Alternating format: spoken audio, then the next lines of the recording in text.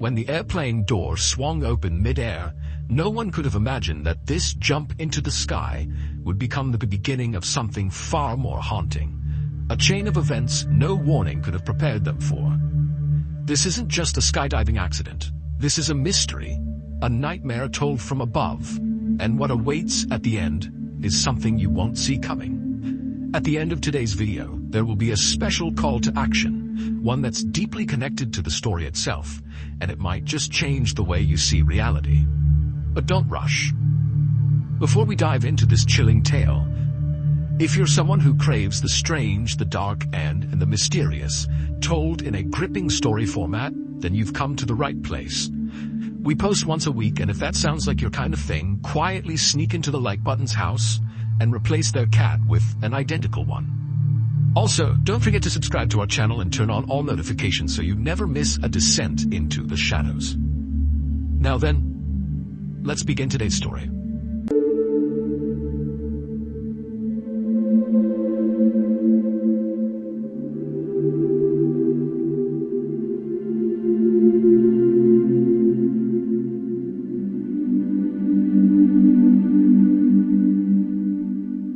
On the morning of August 1st, 2009, 44-year-old skydiving instructor David Hartsock pulled into the parking lot of Skydive Houston in Texas and then made his way inside. A few minutes later, and Dave, like the rest of his colleagues, was hard at work getting ready for the day before the facility opened up and the inevitable weekend rush began. Skydive Houston is actually just a private airport, and it's not really in Houston. It's located about 30 miles to the northwest of Houston, in a city called Waller. The main facility of Skydive Houston is situated right up against this huge open airfield that basically looks like a big green grass field, and the main facility itself is comprised of several large buildings, one of which is a huge hangar that contains the Super Twin Otter airplanes, which are the little aircraft that bring the skydivers up so they can jump out. Because Skydive Houston offers something called tandem jumping, it gets a lot of first-time jumpers. Tandem jumping is when a skydiving student attaches to the front of their instructor. Literally, they're buckled onto them, and then the two of them leap out of the plane together, with the student never detaching from the instructor. This method allows the student to just kind of go along for the ride and have no responsibility, while the instructor who's attached to them does everything. They make sure they're both stable in the air. They're the ones that pull the ripcord to deploy the chute. They're the ones that land them safely on the ground. And so obviously, tandem jumping really appeals to first-time jumpers. Dave had finished his 3-year-long training course to become a certified skydiving instructor just a few months earlier. But even prior to going through this course, Dave was already a very experienced skydiver with over 800 jumps to his credit. And the reason he had so many jumps is because Dave loved skydiving. It had given his life a focus that really nothing else ever had. Dave had always been a kind of average guy. He lived in a very modest house in a suburb of Houston, and for much of his life he had worked very normal blue-collar jobs, like he had been a cook at 2 different chain restaurants, he had managed a grocery store, and he also had worked at a soda bottling plant. Dave was divorced and had no kids. But he had a really good group of friends who liked to go to bars and go bowling and play darts. And while Dave was never really unhappy with the way his life was going, as he started to creep into his 40s, he couldn't help but think, I haven't really done anything big or important in my life. And so, in 2004, not long after Dave got divorced, one of his good friends asked him if he wanted to go skydiving with him to celebrate that friend's 40th birthday. And Dave immediately thought to himself, this is it. This is a chance to do something big with my life. And so he told the friend, yes, I'd love to go. And after that first jump that Dave did with his friend, Dave was hooked. Whenever Dave was falling through the sky at over 100 miles per hour, it was like nothing else in the whole world even existed. Life became very simple and beautiful. The manager at Skydive Houston saw Dave come in every weekend for years to do all these jumps, and finally he just offered Dave a job. And so that was how Dave left the soda bottling plant to become a skydiving instructor. So, August 1st, 2009 was a Saturday, and Saturdays at Skydive Houston were incredibly busy with basically non-stop tandem jumps all day. Whenever Dave was not working, so he was jumping on his own, he would always pack his own parachute because, like many other skydivers, he'd like to make sure it was done exactly right. But when Dave was working, especially on Saturdays when it was so crazy busy, he didn't have time to pack and repack his parachute after every single jump because he was constantly being sent up again and again and again to take another student. And so instead, he would take one of the pre-packed parachutes that were left out for instructors inside of their clubhouse. That particular Saturday in August of 2009 went very quickly, with Dave going up one after another with different students and jumping out and pulling chute and landing safely over and over again. And then finally, at the end of the day, right around 4 o'clock, when Dave was getting ready to be done for the day, his manager came up to him and said, "Hey, do you mind doing one more tandem jump?" And even though Dave was really exhausted, he's dripping sweat, it's super hot outside, he'd done 6 jumps that day, which was a lot. He said, "No problem."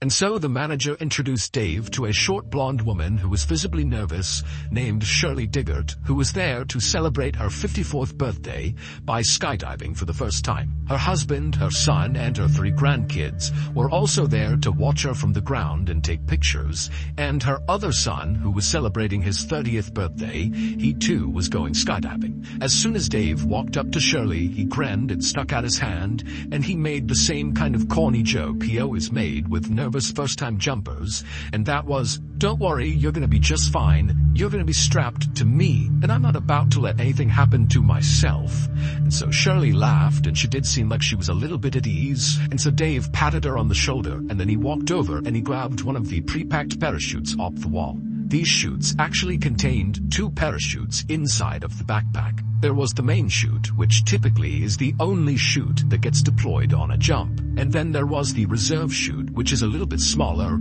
and is not normally used unless there's some sort of emergency where the main chute fails. After every jump, because the main chute has been deployed, it gets repacked and stuffed back into the backpack. But the reserve chute, because it almost never gets deployed, just stays packed. And so Skydive Houston, like basically every other skydiving facility, has certified technicians come in periodically to test the reserve chutes inside of the bag to make sure they're still packed exactly right. After grabbing the pre-packed parachute off the wall, Dave walked back over to Shirley, who was now in the staging area putting on her flight suit. A flight suit is a single garment, kind of looks like a big onesie for an adult, and so Dave walked over, he put the parachute down, he tugged and pulled on her flight suit to make sure it was good, and then after he was satisfied, he picked the parachute back up and he signaled to Shirley, as well as Shirley's son, who was also skydiving, to follow him. And so the trio, they left the staging area, they went outside right to the airfield, where there was a Super Twin Otter idling, and other jumpers were climbing on board to go for a jump. And so Dave, Shirley, and Shirley's son got in line. They boarded the plane, and a few minutes later, they were airborne. As the plane slowly climbed up to 13,500 feet, which is the jumping altitude, Shirley was sitting directly in front of Dave. They were on a bench seat on the back right of this little airplane, and Dave made a point of talking to Shirley and asking her where she was from and what she did to kind of ease her nerves. Shirley would tell Dave that this was not the kind of thing that she typically did. In fact, she told Dave that her other son, who was jumping with them, when he first decided he wanted to try skydiving a year earlier, she had desperately tried to talk him out of it, saying it was too dangerous. But recently, Shirley and her husband had decided that they needed to be more adventurous. They lived in a quiet town in rural Texas where Shirley was a mail carrier and her husband worked in a mine, and their lives were just kind of simple and very routine-oriented and kind of boring. So when Shirley's son, who was skydiving with them that day, had asked Shirley to go skydiving on her 54th birthday, she saw it as an opportunity to break the mold and do something adventurous. And so she said yes. And so Dave told Shirley about how he had discovered skydiving much the same way she had, and they really bonded over that. About 20 minutes after takeoff, all the tandem jumpers on the plane were now attached to their instructors, so Shirley was now buckled onto Dave. And then when they reached 13,500 feet, the jumping altitude, one of the instructors slid open the side door. It was time to jump. And the first one who was jumping was Shirley's son. And so from all the way back in the plane, Shirley called out to her son, "Have a good jump, I'll see you on the ground," as her son kind of waddled to the edge of the door with his instructor, and the two of them jumped out and disappeared into the air below. Next up was Shirley. So Dave told Shirley very calmly to stand up, and so they did. They stood up right next to their bench, and then before they waddled towards the exit, Dave, for what felt like the millionth time, checked to make sure he really was securely fastened onto Shirley, and then Dave tapped his ripcord right behind him, kind of like muscle memory, reminding himself where to go. He tapped his knife on his shoulder. He kind of just felt his equipment, and then feeling ready, he said, "Okay, Shirley, let's go." And then the two of them kind of waddled their way towards the front of the plane where that door was slid wide open, and then they turned, so Shirley's feet were right on the edge, basically looking out into the sky right outside. And so it's really loud, it's very windy, and Dave is right in Shirley's ear saying, "Okay, I'm gonna count to 3 and we're gonna jump." And then Dave reached forward. He pulled Shirley's head back so she was looking up because he didn't want her to look down when they leapt out, because for some people that will cause them to panic when they see the ground. And so with Shirley's head back, Dave very calmly said 1, 2, 3, and then very gracefully the two of them jumped up. From the moment you jump out of a plane at 13,500 feet until you touch the ground, it takes maybe 2 to 3 minutes with about 30 seconds to a minute of actual freefall. But that 2 to 3 minutes is so intense, it feels like it's 20 minutes long. And this was what Dave loved so much about skydiving, that intense presence you feel, that you're really in the moment. There's nothing else you can think about. It's just you careening through the sky towards the earth. It's incredible. Dave had actually had a number of close calls in his life. Like a few years earlier, he had been riding his motorcycle when somebody hit him in their car, and he fractured his skull. And then not long after that accident, he was in another accident where he fractured his spine. And after each of those 2 accidents and a few others, the only thought in Dave's mind was, "Oh my goodness, I hope I can skydive again." And miraculously, he had been. He had made full recoveries, and he was back to skydiving each time. And so now, whenever he jumped out of a plane, he just felt so lucky. The plan for that evening's jump was for Dave to rotate them 360 degrees, 3 separate times, so Shirley could get a full look down across Houston and all over Texas and just kind of see the world around her from so high up in the air. And then, whenever Dave noticed that they were at 5,000 feet, using his wrist altimeter, which is basically like a watch that tells you how far you are from the ground, Dave would pull the ripcord, the main chute would deploy, and they would float gently down to the ground. And at first, that is how this jump went. After they exited the plane, they stabilized in the proper horizontal position with Shirley in front, her stomach pointing toward the ground, and Dave obviously right behind her, controlling the skydive. And then after a few seconds, Dave slightly changed his body position and began rotating them 360 degrees, so Shirley could look down and see all the highways and cars and barns and houses and the city off in the distance. I mean, it's this spectacular view. And as you're falling through the sky, especially in the first few seconds of a jump, you can't tell that you're going super fast, but you're going over 120 miles an hour, which is called terminal velocity. It's literally the fastest you can fall in the air. And so you're blazing towards the ground, but it almost feels like the air is pushing you back up. And so Shirley's having this incredible first-time experience, just really taking it all in. And Dave, even though he had done this hundreds of times, was having a wonderful time as well. But Dave really was just focused on his altimeter, because when they hit 5,000 feet, he needed to pull the parachute. So they're cruising along, Dave's checking his altimeter over and over again, and then finally he sees 5,000 feet. He quickly looks around him to scan for any other jumpers. He's clear, and so he reached back and he pulled his ripcord handle for his main chute. Now, normally, when you deploy your main parachute, depending on what kind of parachute you're using, there's actually kind of a slow unfurling. It's not like suddenly the chute is deployed and then you just stop. That would not work. You'd get destroyed every time you skydive. So the way it's packed is it kind of unfurls slowly, and it's like a gradual slowing down. But after Dave has pulled the ripcord handle, there was an immediate yank of the parachute backpack up and away from him. And then from somewhere above him, he heard a loud popping sound. Now, Dave had jumped enough times to know that this was not normal. There was a problem, and he would be right. The main parachute had deployed out of the backpack, but it got tangled on the way out, and so it did not inflate at all, and so as a result, it was not slowing them down at all. But worse than that was this tangled up parachute was still attached to them, and it kind of became like a sail, and it turned Dave and Shirley onto their sides and began whipping them around in something called a death spiral, where literally you're just spinning so unbelievably fast that normally jumpers will actually lose consciousness. They're spinning so fast. But Dave, being a very experienced skydiver, he tried to stay calm. He tried to track his way out of this death spiral,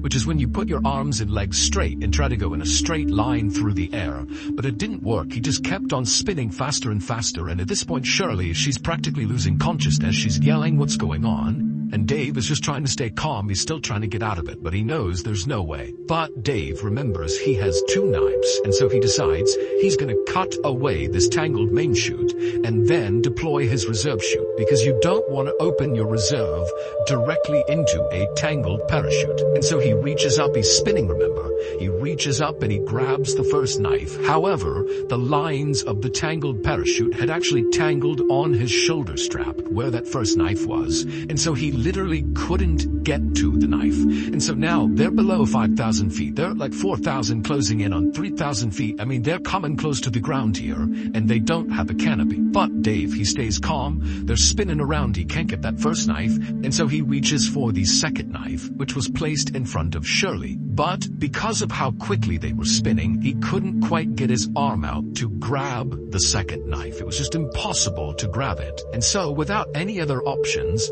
Dave had to pull his reserve chute, knowing it was going to go straight into this tangled mess right above them. And so the reserve chute, it deploys. And it does work, at least at first. There's that gradual slowing down sensation that Dave immediately feels. Their spin begins to stop, and for a second, it seems like they're going to be saved by this reserve chute, because by now they're only about 2,000 feet from the ground. However, the worst case scenario happens to Dave and Shirley. As soon as their reserve chute was up over their head, inflated, their main chute suddenly caught air and inflated as well. So they had 2 parachutes. Now, you can land with 2 parachutes, absolutely.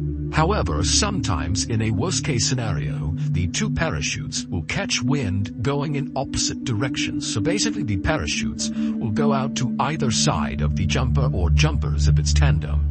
And then you basically have wings that aim the jumpers straight at the ground. It's like an accelerant. It causes them to literally speed up straight towards the ground. And once you start moving in this position, which is known as a downplane, it's almost impossible to get out of it, because the faster you go, the more inflated these 2 parachutes become. And so Dave knows they are less than 2,000 feet from the ground. They're in a downplane, which is almost always fatal. And so all he can do is try to get out of the downplane. And so Dave, with all his might, he begins yanking on the different lines of both parachutes, and he manages to get them out of the downplane, which is nearly impossible to do. He does it, and then both parachutes collapse. And suddenly, Dave and Shirley have no parachute. They're less than 1,000 feet from the ground, and they are falling once again over 100 miles per hour straight down to the earth. Now, at this moment, Shirley is crying, she's screaming, she doesn't know what's going on, and Dave has this incredible sense of calm come over him. Years ago, Dave had given up on the idea of ever having a family or of having kids. He was a really good guy who would have been a great father, but it just wasn't in the cards for him. Instead, Dave had found skydiving. Oftentimes, Dave would stay late at Skydive Houston and just sit around the campfire with the other instructors and the other jumpers and drink beers and eat burgers and tell stories. And sometimes, Dave would even sleep the night at Skydive Houston because he didn't want to go back home to his empty 3-bedroom house where all he wanted to do when he was there was go skydiving again. but now literally staring down his own death, knowing that it's going to happen any second. The only thing he could think about was Shirley. He didn't care if he died. He felt like he had found his calling. If he died doing it, so be it. But Shirley, her husband, her son on the ground, her son skydiving, her 3 grandkids, they're gonna see Shirley hit the ground and die. He just couldn't handle it. He thought, I have to do something to protect Shirley. And with only a few hundred feet to the ground, Dave yelled to Shirley, tuck your knees up. And Shirley immediately did it. She threw her knees up, and as she did, Dave pulled back as hard as he possibly could on the risers and the toggles in an attempt to switch places with Shirley. Shirley was in front of him. Her body's gonna hit the ground first. Dave flipped them around so that his back was gonna hit the ground first. He was going to sacrifice himself to maybe save Shirley. When they hit the ground, people a quarter mile away heard their impact. And when they hit the ground, all of Shirley's family saw it. Everybody saw it. They went running over to the crash site. And when they got there, there was this tangle of bodies and this parachute. And as they're staring at it, they watched one of the bodies move. It was Shirley. She was alive. After paramedics arrived, they cut her off of Dave's body, and they rushed her to the hospital where she had serious injuries. She had several broken vertebrae and very significant internal injuries, but none of them were life-threatening. She would survive. However, 3 days after arriving in the hospital, Shirley got devastating news. Dave had been rushed to the hospital as well right after Shirley had, but he finally had succumbed to his injuries and passed away. Dave's last-ditch maneuver had worked. He had saved Shirley's life at the cost of his own. However, not long after Shirley and her family found out about Dave's death, they got another call, and this time it was to tell them that the news about Dave's death was premature. He was not dead. However, he was paralyzed from the neck down. A few weeks later, after Shirley got out of the hospital, she immediately went to the intensive care unit where Dave was being treated to see him for the first time since their accident. And when she saw him, he was sitting in a wheelchair covered in tubes and wires. And she just stood there looking at him. And Dave, when he saw Shirley, he just started to cry. At this point, Shirley walked up to him. She gave him a hug, and she said, I love you. Today, Dave and Shirley are still friends. Shirley has recovered completely because of Dave's heroic act. Dave, on the other hand, remains paralyzed and only has a little bit of feeling in his right arm. He now lives in Texas with his mother, who looks after him full-time, and they desperately need our support. My family has already made a donation to his GoFundMe page, and I hope some of you will do the same thing. You can find his GoFundMe page in the description below, and after speaking with him, he assured me that all of the donation money is being used to take care of himself. He has a lot of care that he needs. His mom can't do it alone, and so anything we give them is just making his life a little bit easier.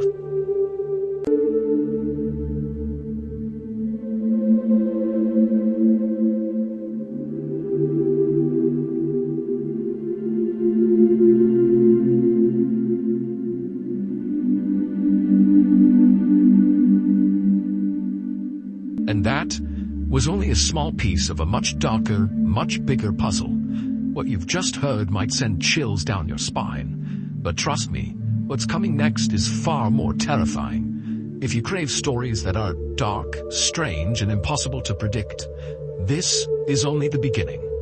Make sure to subscribe to the channel and turn on notifications, because in the next episode, we'll dive even deeper into the shadows where rules break and the unthinkable becomes reality. Don't forget to leave a like, share your thoughts in the comments, and maybe, just maybe, check if you're really alone. I'll see you in the next darkness.